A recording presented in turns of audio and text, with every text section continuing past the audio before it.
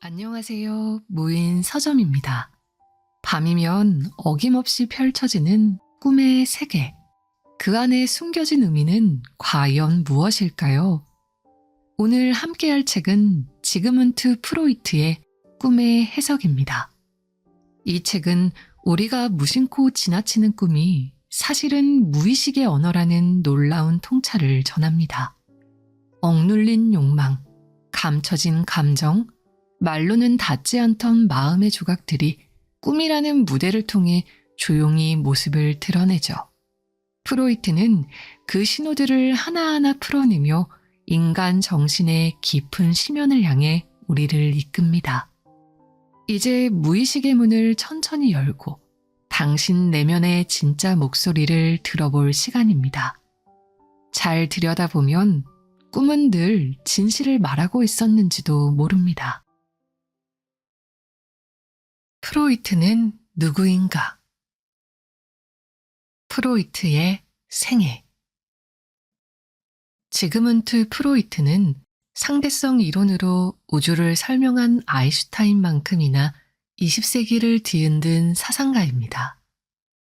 프로이트가 유명한 까닭은 정신 분석학을 통해서 인간의 무의식을 밝혔기 때문입니다. 프로이트로 인해 우리는 바깥 세계로만 향하던 시선을 돌려 자신의 내면을 들여다보게 되었습니다. 또 우리 마음속에는 있지만 알지 못했던 무의식을 탐구하게 되었습니다. 이러한 프로이트의 정신 분석학은 코페르니쿠스의 지동설, 19세기의 생물학과 함께 인간 중심주의를 무너뜨린 사상사의 전환점이 되었습니다. 프로이트는 1856년 오스트리아 헝가리 연합제국의 작은 도시 프라이베르크에서 유대인 모피 상인의 아들로 태어났습니다. 프로이트는 나이 많고 나약한 유대인 아버지와 젊고 아름다운 어머니와 함께 어린 시절을 오스트리아 빈에서 보냈습니다. 빈에서 프로이트는 고대 그리스와 로마의 고전 문화 서적들을 읽고 라틴어, 그리스어, 프랑스어, 영어를 배웠고 스페인어와 이탈리아어도 독학으로 익혔습니다. 게다가 프로이트는 독서광이었습니다. 어린 시절부터 총명하고 공부를 잘해서 9살에 김나지움, 독일의 중등 교육기관에 들어갔고 항상 수석을 도맡아 했습니다. 17살에 그는 빈대학 의학부에 입학했습니다. 대학 시절 프로이트는 5년간 브리케 교수 밑에서 생리학을 비롯한 자연과학에 대한 전문 지식을 습득했습니다. 이때부터 모든 생물학적 현상을 물리적 법칙으로 설명할 수 있다고 생각하기 시작했습니다. 빈대학 병원에서 의사로 일을 시작한 프로이트는 여러 가지 경험을 쌓은 뒤에 파리로 공부하러 갔습니다. 그곳에서 신경증 의학자 장 마르탱 샤르코를 만나서 발작을 일으키는 히스테리 환자들을 발견합니다. 당시 샤르코는 정신적인 히스테리가 상상에 의한 일종의 신경증적인 장애일 뿐이라고 주장했습니다. 샤르코가 히스테리 환자를 최면술을 이용하여 치료하는 모습을 보고 프로이트는 깊은 인상을 받았습니다. 히스테리 환자는 육체적으로 발작과 경련을 일으키는데 왜 그런 발작을 일으키는지 그 원인을 알 수 없었던 겁니다. 그런데 체면술로 치료를 하다니 놀라웠습니다. 프로이트는 신체의 통증을 호소하는 환자의 경우에도 정신적 장애가 원인일 수 있다는 새로운 사실을 받아들입니다. 즉, 신체적으로 드러나지는 않지만 사람의 의식에 영향을 미치는 무엇이 있다는 생각을 하게 된 것입니다. 그 이후 프로이트는 체면술로만 환자를 치료한다는데 한계를 느낍니다. 그래서 프로이트는 새로운 정신분석 방법을 적용하는데 그것이 자유연상법입니다. 자유연상법이란 환자에게 떠오르는 생각을 자유롭게 말하도록 하는 것입니다. 무엇이든 떠오르는 생각을 말하다 보면 말을 하다가 논리적 허점이 나타납니다. 또한 같은 이야기가 말하는 시기에 따라 달라지기도 하는데 그 차이점을 통해 환자가 감추고 싶어 하는 심리적 저항의 내용을 알 수 있습니다.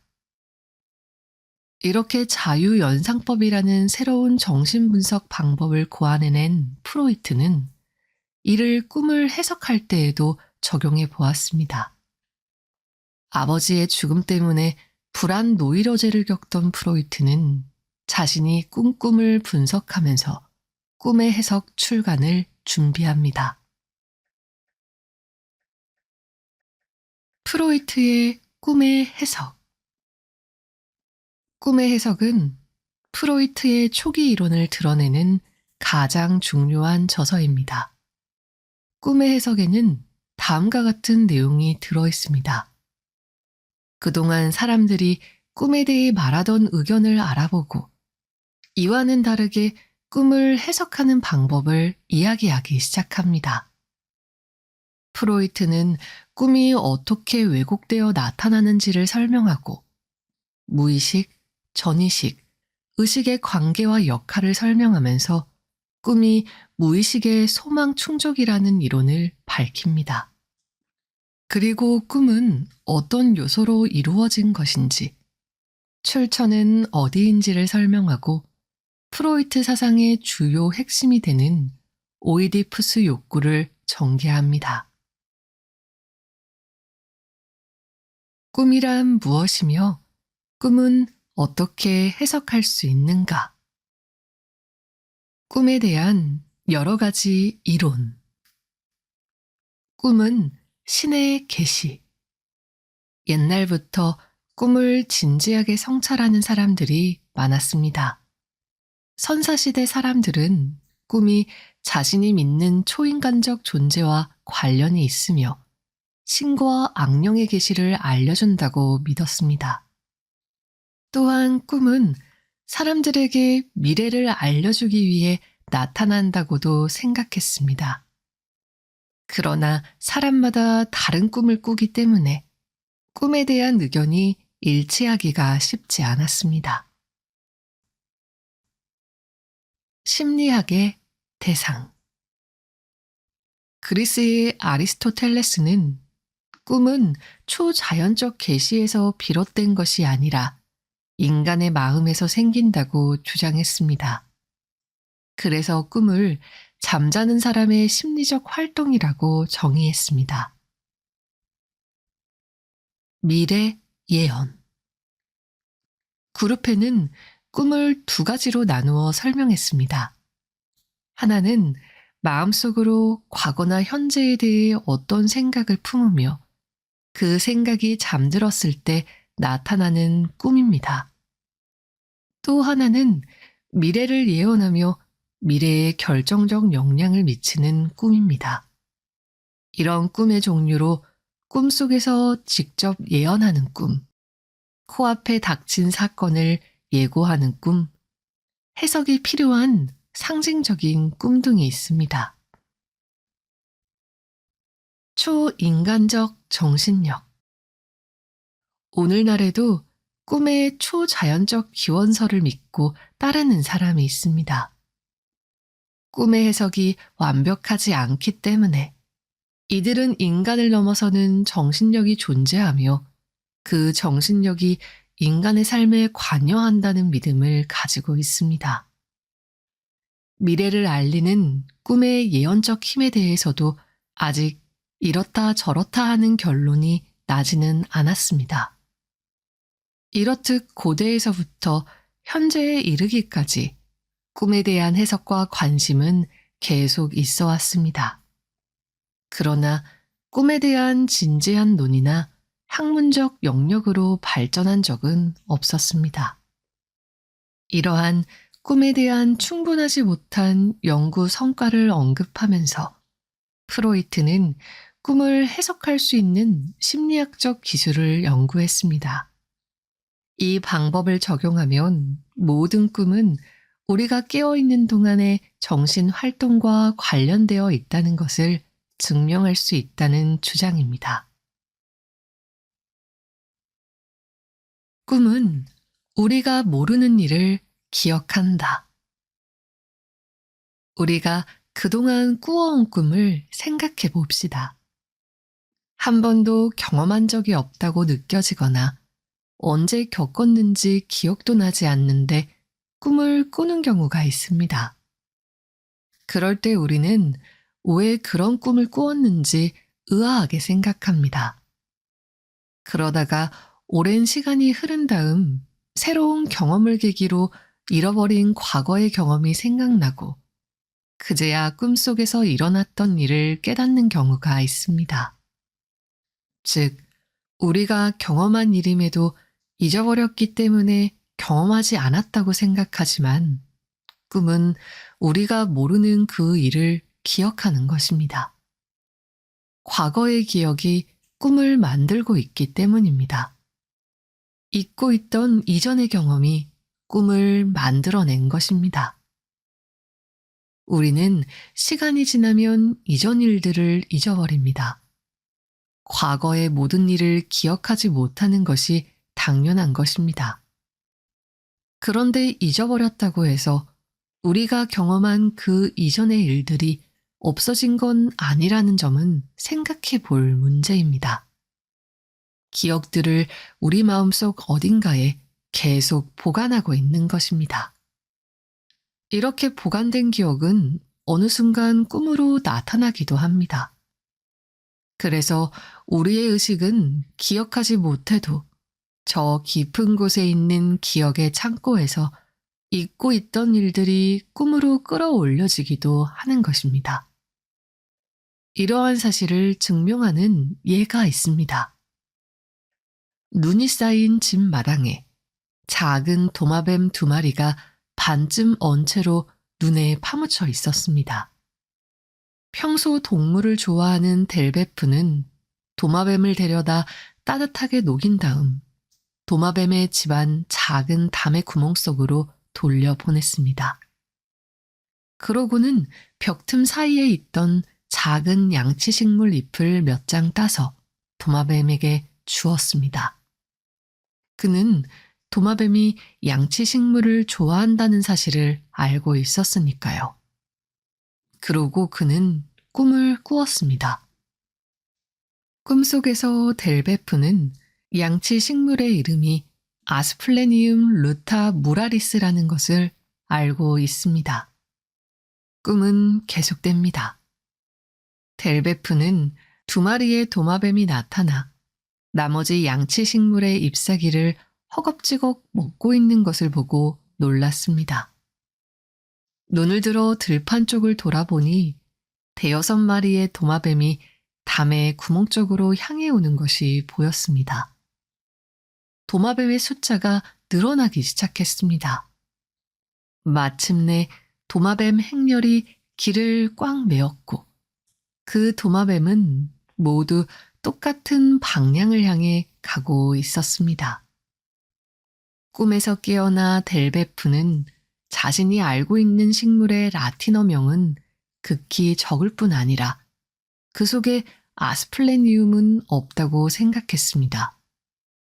그런데 실제로 그런 이름을 가진 양치 식물이 있다는 것을 확인하고는 무척 놀랐습니다.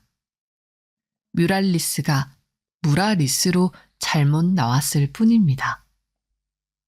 우연의 일치라고 보기에는 이름이 너무나 어려웠는데 그는 자신이 어떻게 그 이름을 알 수 있었는지 계속 의문을 품게 되었습니다. 이 꿈은 1862년에 꾸었는데 그로부터 16년이 흐른 뒤 델베프는 우연히 어느 친구를 찾아갔다가 거기서 식물 표본책을 보았습니다. 그 책자를 펼치니 거기에는 전에 꿈속에서 보던 아스플레니움이라는 양치 식물의 이름과 함께 그 옆에는 자신이 직접 적어놓은 이 식물의 라틴어명이 있었습니다. 자신의 필체가 분명했습니다. 그제야 생각이 났습니다. 그가 도마뱀 꿈을 꾸기 2년 전인 1860년에 친구의 누이 동생이 델베프를 찾아와 이 책을 선물로 주었습니다.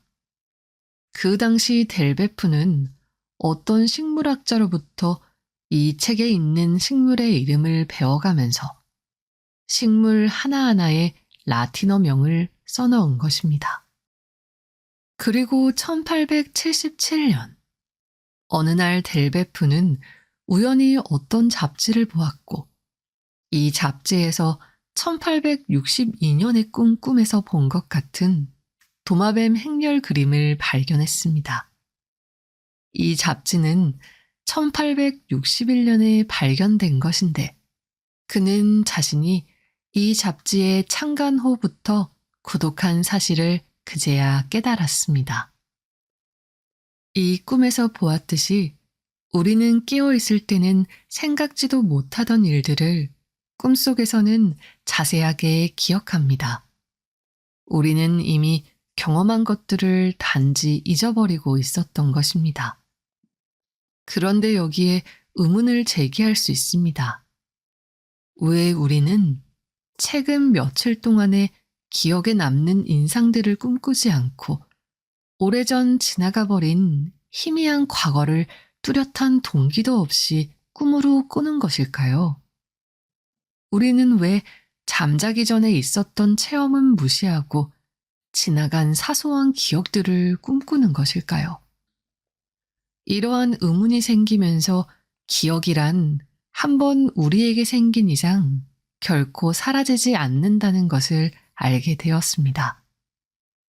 아무리 사소한 인상이나 경험일지라도 언젠가는 되살아날 수 있는 불변의 흔적을 남기는 것입니다.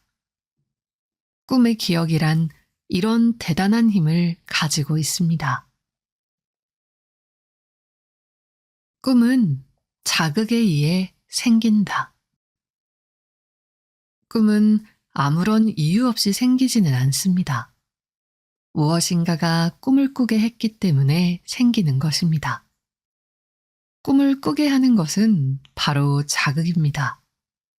우리가 잠을 자는 동안에도 자극은 전해집니다.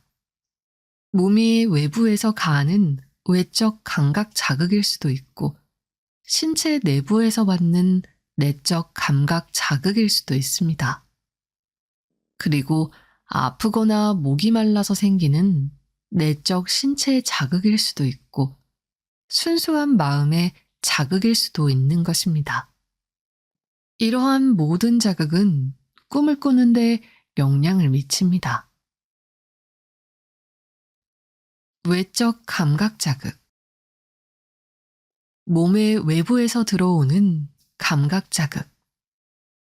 우리는 잠이 들었을 때에도 매우 시끄러운 소리를 듣거나 아주 강한 냄새를 맡거나 또는 몸의 일부가 이불에서 나와 춥다고 느껴지면 이리저리 뒤척이다 잠을 깹니다.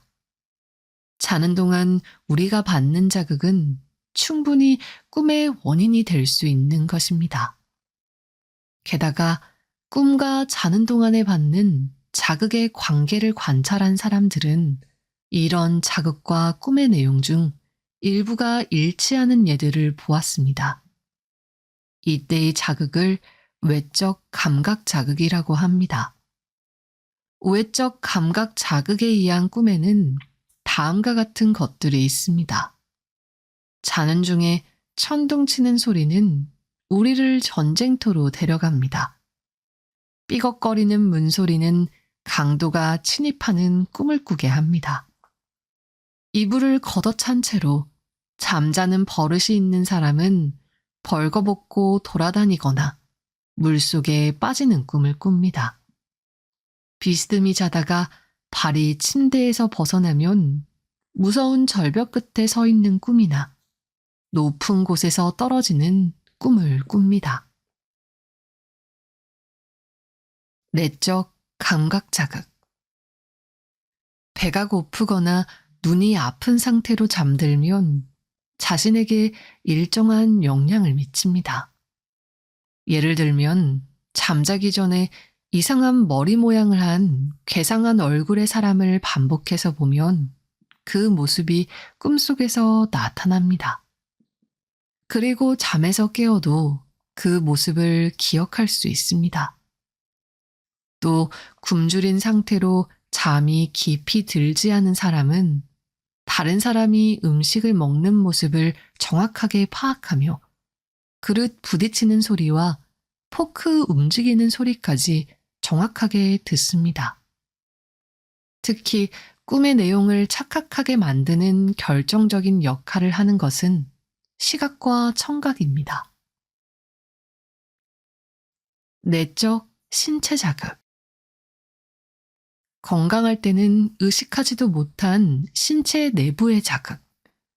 병이 들었을 때 느끼는 고통스러움 같은 내적 신체 자극이 있습니다.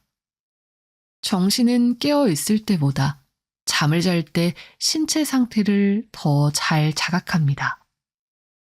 심장 질환이 있는 사람의 꿈은 대개 매우 짧으며 소스라치게 놀라면서 꿈에서 깨어나고 끔찍한 상황에서 죽는 꿈을 자주 꿉니다. 폐 질환이 있는 사람은 질식하거나 궁지에 몰려 도망가는 꿈을 자주 꿉니다.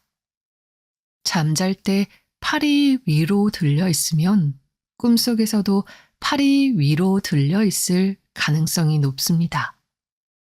우리는 보통 외부 자극에는 민감하지만 내부 자극은 잘 인식하지 못하는 경우가 많습니다.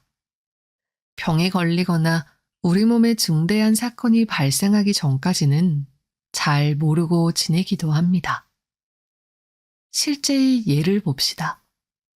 43살의 한 여성은 겉보기에는 매우 건강했으나 몇 년 후 심장 질환으로 쓰러졌습니다. 이 여성은 몇 년 동안 불안한 꿈에 시달려 왔습니다. 의사의 진단 결과 이 여성은 심장 질환 초기 상태였습니다. 심장 질환이 불안한 꿈을 꾸게 했던 것입니다. 순수한 심리적 자극.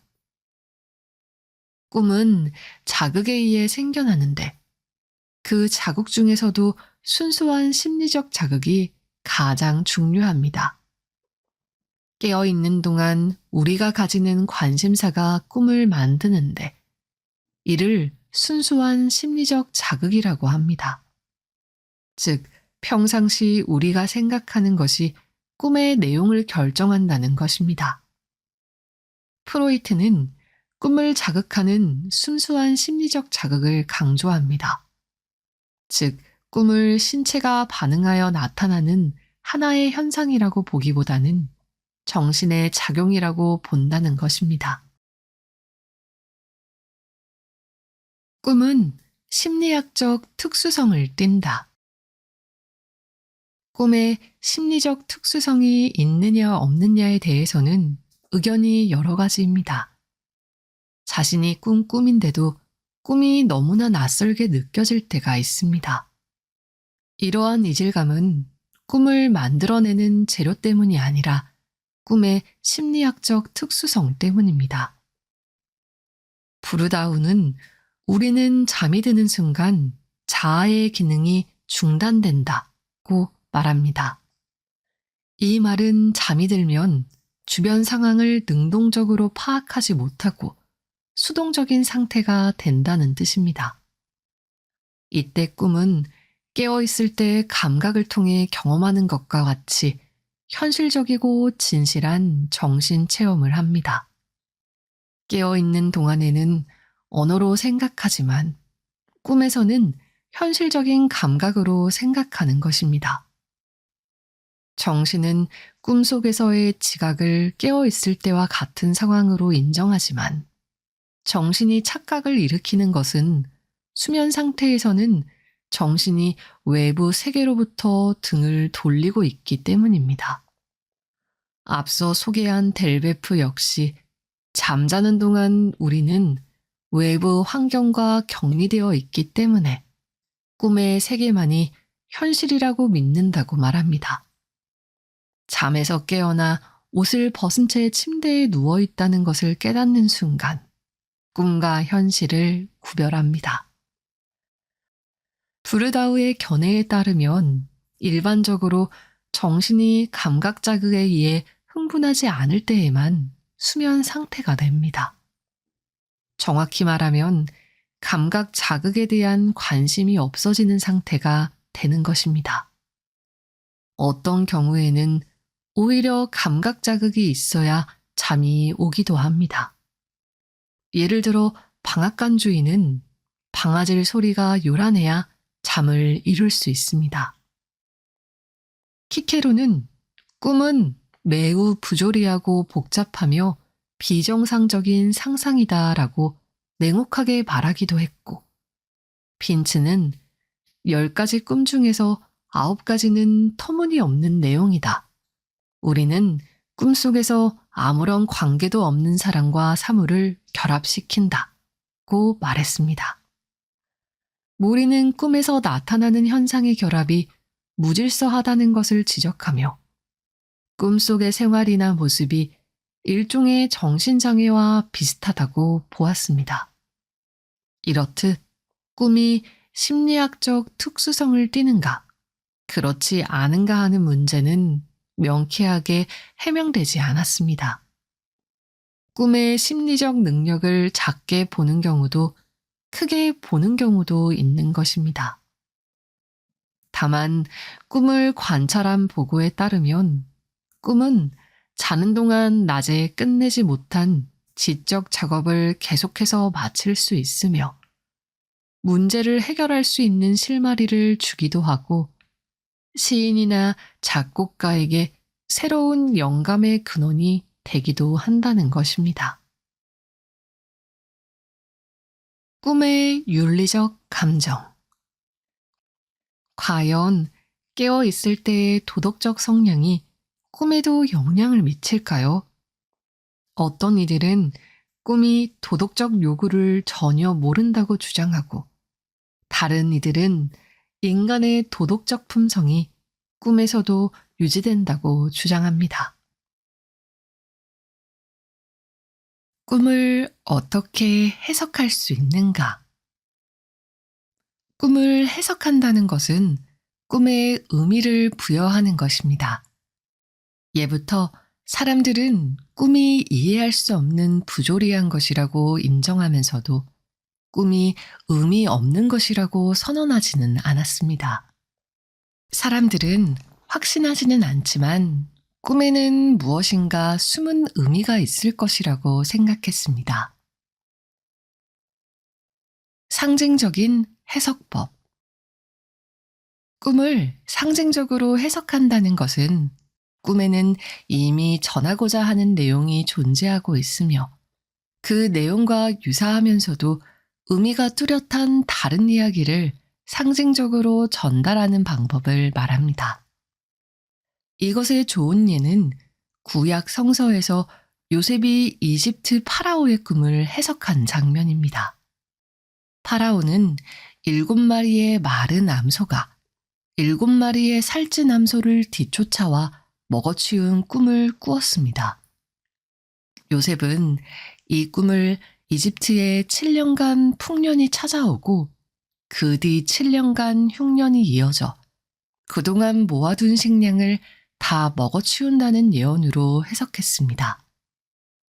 상징적인 해석법은 적용 범위가 한정되어 있어 보편적이고 이치에 맞게 설명할 수가 없습니다. 꿈의 모든 내용이 상징으로 표현되는 것은 아닙니다.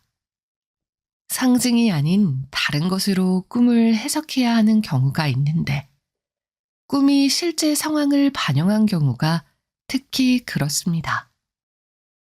아모문에는 모든 부호는 이미 정해진 암호 해독 장치에 따라 다른 부호로 번역합니다. 이와 같은 방식으로 꿈을 해석하는 암호 해독법은 꿈 해몽서에 지나치게 의존하게 됩니다. 해몽서에 나타나지 않는 꿈의 내용은 해석할 수가 없고, 또한 해몽서에 꿈의 내용이 나와 있어도 그 해몽이 맞는지 여부를 확인할 수 없습니다. 그렇기 때문에 학문적으로 꿈을 해석하는 방법이 필요합니다. 그 방법이 바로 정신분석입니다. 정신분석의 자유연상법. 정신분석이란 히스테리 공포증이나 강박관념 등 정신의학적인 결과를 해명하기 위해 치료 목적으로 쓰던 방법입니다. 프로이트는 정신분석을 연구하는 도중에 꿈을 해석하게 되었습니다. 환자들에게 특별한 주제와 관련하여 머리에 떠오르는 생각을 빼놓지 않고 이야기하게 했습니다. 그러자 환자들은 꿈 이야기를 하기 시작했는데, 프로이트는 그 꿈 이야기를 들으면서 환자의 심리 상태를 알아낼 수 있었습니다. 이처럼 꿈은 병의 상태를 알아낼 수 있는 연결고리입니다. 정신분석의 자유연상법은 체면술과는 다릅니다. 체면술에는 두 가지 단점이 있습니다. 첫째, 모든 환자가 체면에 걸리는 건 아닙니다. 체면에 잘 걸리지 않는 사람도 있습니다. 둘째, 체면술로 치료를 했을 때 병에 다시 걸릴 수 있습니다. 체면 상태는 일상생활 상태가 아닙니다. 그러므로 체면 상태에서 치료를 했다고 하더라도 일시적인 효과만 있을 뿐, 일상생활에서는 체면이 쉽게 깨어져 버립니다. 이와 같은 체면술의 단점 때문에 자유연상법을 도입한 것입니다. 정신분석을 하기 위해서는 환자 스스로도 마음의 준비를 해야 합니다. 환자는 마음의 안정을 찾으려고 노력하면서 머리에 떠오르는 생각을 걸러내지 않도록 해야 합니다. 이때 환자는 눈을 감는 것이 유리하며 머리에 떠오르는 생각을 절대로 비판하지 말아야 합니다. 떠오르는 생각을 주제와 관계없으니 쓸데없다 생각하고 버리거나 억눌러서는 안 됩니다. 떠오르는 생각을 아무런 편견 없이 다뤄야 합니다. 생각을 비판하면 꿈이나 강박관념을 해석하지 못하기 때문입니다. 꿈은 소원을 충족하기 위한 것이다. 꿈은 아무 의미 없이 이상한 것, 부조리한 것이 아닙니다. 또한 우리가 잠자는 동안 우리의 생각 중에서 일부가 깨어나야 꿈꾸는 것이 가능한 것도 아닙니다. 꿈은 완벽한 심리 현상이며 정확하게 말하면 소원 충족입니다. 목이 마를 때 물을 마시는 꿈을 꾸며 더 자고 싶을 때 침대에 누워있는 꿈을 꿉니다. 가고 싶은 곳이 있으면 그곳을 방문하는 꿈을 꿉니다. 침대에서의 꿈. 젊은 시절 나는 자주 소망 충족의 꿈을 꾸었습니다. 밤늦게까지 일하는 습관이 있어 아침에는 제때 일어나기가 매우 힘들었습니다. 그럴 때면 나는 침대에서 일어나 세면대 앞에서 세수하는 꿈을 종종 꾸었습니다. 잠시 후 아직 침대에서 일어나지 않았다는 것을 깨달을 수밖에 없었지만 꿈을 꾸는 사이에 조금 더 잘 수 있었습니다. 어린 아이들의 꿈. 아이들의 꿈은 꿈의 본질이 바로 소망 충족이라는 사실을 뚜렷하게 증명합니다. 한 소녀의 아버지는 아이들을 데리고 로러 산장을 찾아볼 생각으로 산책을 나갔습니다. 그러나 시간이 너무 늦었기 때문에 도중에서 발길을 돌리며 다음 기회에 로러 산장으로 데려다 주겠다고 약속했습니다. 돌아오는 길에 하메아오를 가리키는 이정표를 지나치게 되었습니다. 그러자 아이들은 하메아오에 데려다 달라고 졸랐습니다. 그러나 이번에도 같은 이유에서 다른 날로 미룰 수밖에 없었습니다. 다음 날 아침 8살 된 딸이 만족스러운 얼굴로 아버지에게 다가왔습니다. 아빠, 어젯밤 아빠와 로러 산장과 하메아오에 간 꿈을 꾸었어요. 아이의 조급한 심정이 아버지와의 약속을 미리 앞당겨 꿈에서 실현한 것입니다. 꿈은 왜곡되어 나타난다. 어떤 이들은 꿈이 소망을 충족해 주는 경우보다는 불만을 보여주는 경우가 더 많다는 통계가 있기도 합니다. 편안한 꿈은 28.6%에 지나지 않습니다. 불쾌한 감정을 느끼게 하는 꿈 이외에도 우리는 소름 끼치도록 불안한 꿈에 시달리기도 합니다. 얼핏 생각하면 이러한 꿈들 때문에 모든 꿈이 소망을 충족시키기 위한 것이라는 주장을 받아들일 수 없을 것 같지만 사실은 그렇지 않습니다. 겉으로 드러나는 꿈의 내용이 아니라 꿈의 해석 작업을 통해 꿈에 잠재된 생각을 들여다보면 모든 꿈이 소망을 충족하기 위한 것이라는 사실을 받아들일 수 있습니다. 이렇듯 우리가 보기에는 불만스러운 꿈이 해석을 하면 소망 충족으로 드러나는 까닭은 왜일까요? 그것은 꿈이 왜곡되어 나타나기 때문입니다. 1897년 봄에 대학 교수 2사람이 나를 교수로 추천했다는 이야기를 들었습니다. 이 말을 듣고 나는 개인적인 친분은 없지만 훌륭한 2사람이 나를 인정한 것으로 여겨 무척 기뻐했습니다. 그러나 교육부는 지난 몇 년간 이 대학의 교수 임용에 관심을 보이지 않았기 때문에 나는 교수가 될 가능성이 별로 없었습니다. 이미 2서너 명의 교수가 되고 싶어 하며 몇 년이나 기다리고 있었던 것입니다. 나는 의사로서 만족할 만한 성과를 이루며 지내고 있고 야심이 크지 않아서 교수 자리는 단념하고 있었습니다. 그러던 어느 날 동료 R이 찾아왔습니다.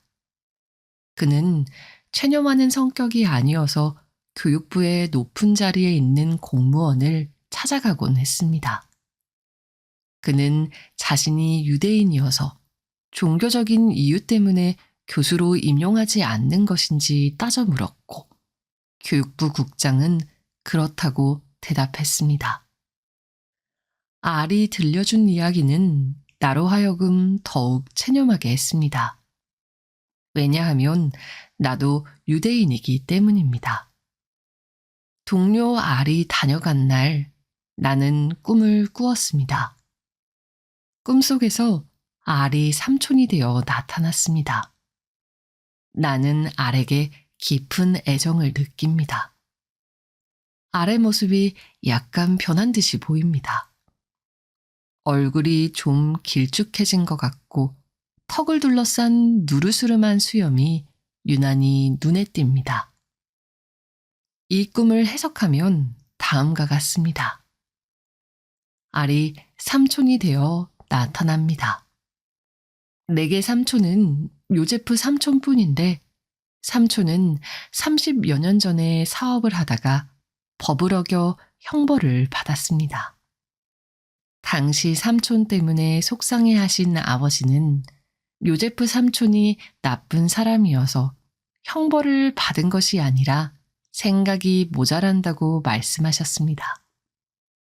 따라서 내 꿈에 알이 요제프 삼촌으로 나온 것은 알도 삼촌처럼 좀 모자라다는 사람이라고 말하고 싶은 것입니다. 그러나 이는 불쾌하고 믿을 수 없는 이야기입니다. 실제로 알이나 삼촌이나 결코 모자란 사람이 아닙니다. 스스로 인정하고 싶지 않은 이런 생각을 왜 꿈에서 만들어내는 것일까요? 사실 나는 마음속으로 교수가 되고 싶었던 것이고 꿈에서도 그러한 소망을 충족하고자 한 것입니다. 알의 교수 임용이 늦어지는 이유는 그가 유대인이기 때문인데 그렇다면 나 역시 그 사유에 속합니다. 또한 범법자였던 삼촌이 꿈에 등장한 것은 며칠 전에 만난 다른 동료 앤과 나눈 대화 때문입니다. 앤 역시 교수 임용 추천을 받고 있었지만 어떤 여자의 고발로 법정까지 갔던 일 때문에 교수 임용이 늦어지는 것 같다고 말했습니다. 그러면서 앤은 내게 자네는 그런 문제가 없으니 임용될 가능성이 있어 라고 말했습니다. 그러므로 꿈은 아직 교수로 임용될 가능성이 남아있다고 생각하고 싶어 알과 앤이 임용되지 못한 이유를 나와는 상관없는 다른 쪽에서 찾으려 한 것입니다. 그래서 꿈에서 알은 법을 어긴 자이며 생각이 모자라는 바보로 만든 것입니다. 이렇게 만들면 교육부 국장이 유대인이어서 교수가 되기 어려울 것이다라고 말한 이유에서 벗어날 수 있는 것입니다. 이와 동시에 이 꿈은 왜곡되어 나타나고 있습니다. 실제로 알은 생각이 모자란 사람이 아닙니다. 더구나 나는 알을 좋아하고 소중한 동료로 여깁니다. 그러나 요제프 삼촌에게는 좋은 마음을 가져본 적이 없습니다. 그런데도 알을 생각이 모자란 사람으로 이야기하고 삼촌에게는 애정을 느끼는 것으로 표현하고 있습니다. 왜 그런 것일까요? 이것은 소망이 충족되었음을 기뻐하는 동시에 동료 알을 바보 또는 범죄자로 전락시키는 데 대한 죄책감 때문입니다. 이런 죄책감이 꿈의 내용을 왜곡시킨 것입니다. 이와 같이 꿈은 의도적이며 위장하는 방법으로 내용을 왜곡시킵니다. 이런 위장을 깨닫지 못하도록 꿈에다 애정의 감정을 넣은 것입니다. 이렇게 소망 충족을 알아볼 수 없도록 꿈이 위장되어 있는 경우는 반드시 나의 소망에 대해 저항하는 어떤 요인이 있기 때문입니다. 이 저항 때문에 소망은 왜곡되어 밖으로 표현될 수밖에 없습니다.